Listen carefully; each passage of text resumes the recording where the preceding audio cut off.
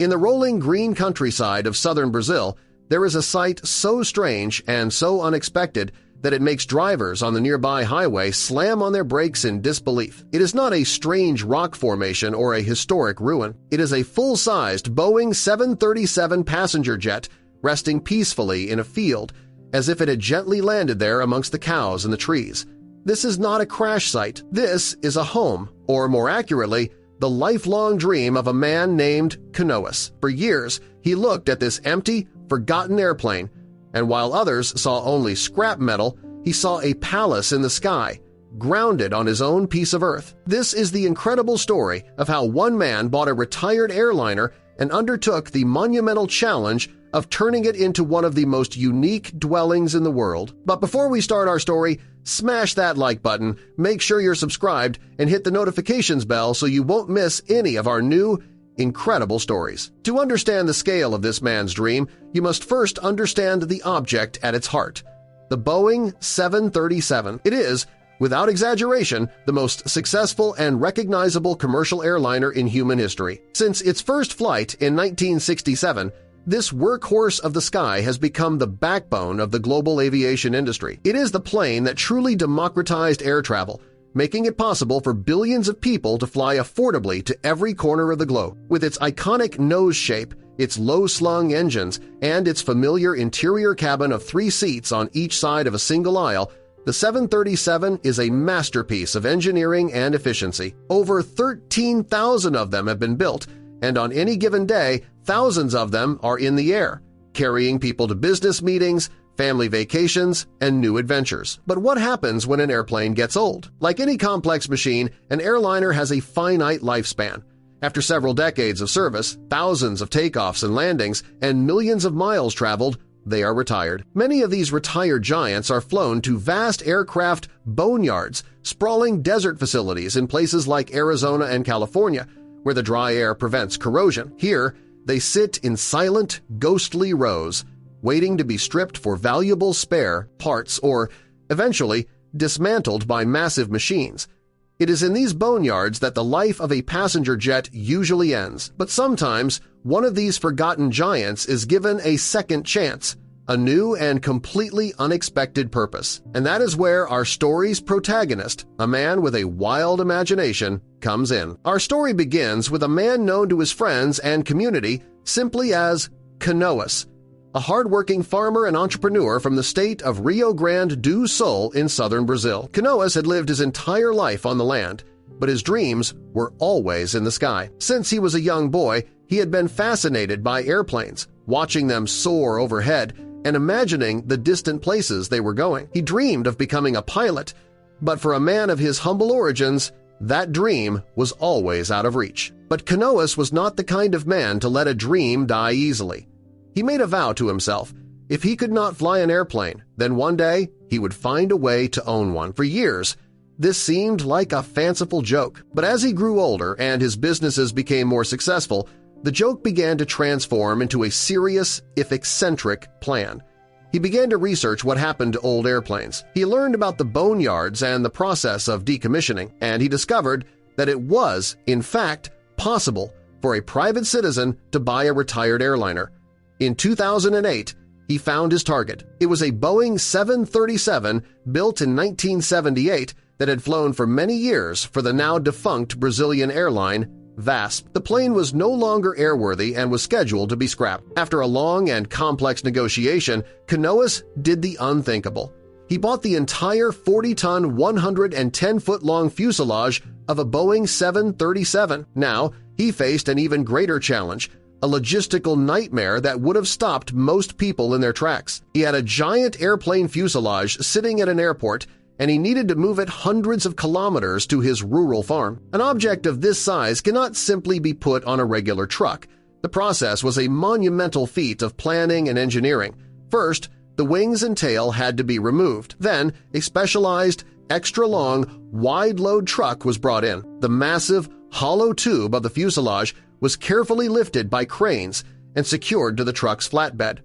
The journey itself took weeks. It required police escorts to clear the roads, and teams of workers had to go ahead of the convoy, temporarily raising power lines and traffic signals to allow the colossal load to pass underneath. The sight of a giant passenger jet rolling slowly down Brazilian highways was so surreal that it caused traffic jams for miles as people got out of their cars to stare in disbelief. Finally, after the long and arduous journey, the fuselage arrived at Canoas' property. Using 2 massive cranes, the team undertook the final, delicate task of lifting the 40-ton airplane off the truck and gently lowering it onto a specially prepared concrete foundation in the middle of his field. As the cranes pulled away and the fuselage settled onto its new, permanent home, Canoas stood back, looking at the incredible sight. The most difficult part of his dream was realized. The great silver bird was now his. But it was just an empty, hollow shell, a metal tube filled with bare ribs and dangling wires.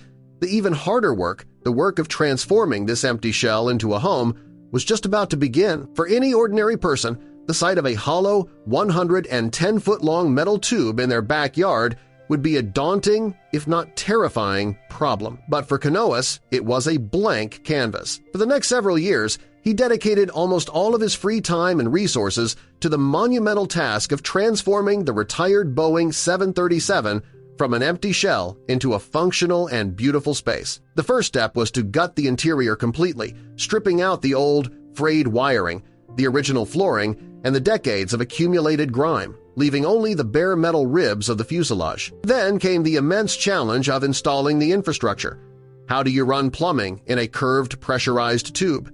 How do you install insulation and electricity? With the help of a few skilled friends and a lot of trial and error, he slowly and meticulously built the foundations of a home within the body of the plane. He laid down new flooring, ran pipes for a kitchen and a bathroom, and installed a complete electrical system, all carefully adapted to the unique cylindrical shape of the space. As the basic infrastructure came together, the truly creative work began. Canoas' vision was not just to make the plane livable, it was to make it a place of comfort, entertainment, and celebration. He transformed the main cabin, where 148 passengers once sat in cramped rows, into a massive open-plan lounge and party space. He built a full-sized bar at one end and a dance floor in the middle. He installed a sophisticated sound system and colorful lighting, turning the once sterile cabin into a vibrant nightclub. The original, small passenger windows now offered panoramic views of his beautiful green farmland. He even kept some of the original overhead luggage bins, not for suitcases, but for storage, a clever nod to the aircraft's original purpose. But the most breathtaking part of the entire transformation was what he did with the cockpit. He painstakingly restored it, cleaning every switch, polishing every dial, and reupholstering the original pilot's seats. He installed a state-of-the-art sound system and a large screen in front of the main windows. The cockpit, once the nerve center for transcontinental flights, was now his personal home office and an incredible-looking man cave, a place where he could sit, relax, and feel like the captain of his own, permanently grounded ship. This idea of giving a new life to a massive, discarded industrial object is part of a growing architectural movement known as upcycling. It's a philosophy that sees beauty and potential where others see only junk. All over the world, creative individuals are transforming objects that were built for a different purpose into unique homes. People have built stunning houses out of old shipping containers, converted decommissioned underground missile silos into luxury survival bunkers, and, in a few rare cases, have even followed in Canoas' footsteps. The most famous example is perhaps that of a man named Bruce Campbell, a retired electrical engineer in Oregon, who lives in a converted Boeing 727 deep in the woods. These projects are a testament to human creativity and a powerful statement about sustainability and second chances.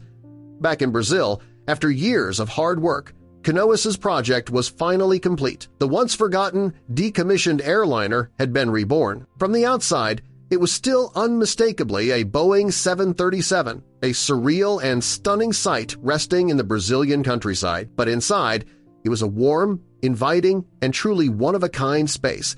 The story of Canoas and his airplane house, which he named Canoas' Airplane, became a local legend, and then, thanks to the internet, an international sensation. People from all over Brazil, and then from all over the world, began to make the pilgrimage to his farm, hoping to get a glimpse of the incredible airplane in the field and to meet the visionary man who had put it there. Canoas, A humble and generous man welcomed them all. His airplane home became more than just a private residence. It became a unique event space, a tourist attraction, and a source of joy and wonder for his entire community. He had started with a simple, seemingly impossible childhood dream. He couldn't afford to fly a plane, so he bought one instead. Through decades of hard work, unwavering determination, and a touch of genius eccentricity, he had not just built a home, he had built a monument to the power of a dream. It is a profound and beautiful reminder that with enough creativity and perseverance, you can take a forgotten relic destined for the scrapyard and give it a new set of wings.